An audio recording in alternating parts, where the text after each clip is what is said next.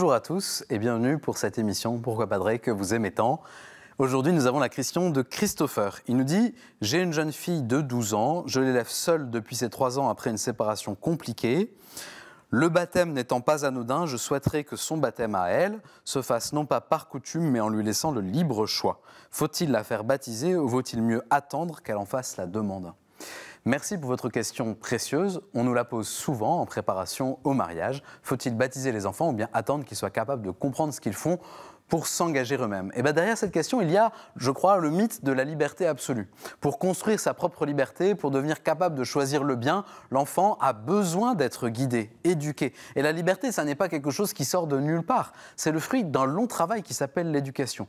Et vous, Christopher, vous n'avez pas attendu que votre fille fasse le tri dans ce que vous lui donnez par votre éducation pour commencer à l'éduquer. Vous avez fait le pari que votre travail d'éducateur, votre vocation de papa, commence dès le jour où ce petit bout de chou est arrivé entre vos bras. Et en fait, je me demande pourquoi est-ce qu'il en irait autrement pour la question de la foi.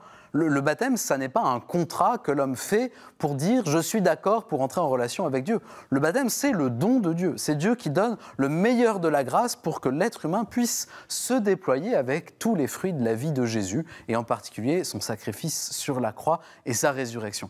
Alors, baptiser son enfant, même quand il est bébé, ça n'est pas une offense à la liberté, c'est un cadeau, un très beau cadeau qui n'enlève rien et qui donne tout. Après, les histoires de vie sont ce qu'elles sont et dans votre cas, ça n'a pas été possible pour les raisons que vous évoquez.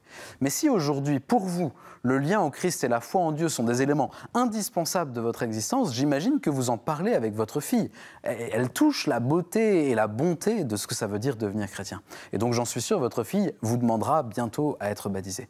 Et si par hasard la foi n'est pas suffisamment au cœur de votre vie, Christopher, alors en voyant votre fille grandir, vous vous dites que c'est dommage, qu'il manque quelque chose. Et ça, mon cher Christopher, c'est une occasion en or. Je dirais même c'est un appel du fond de votre cœur pour reprendre la question de la foi à bras-le-corps. On transmet la foi par rayonnement et par attraction.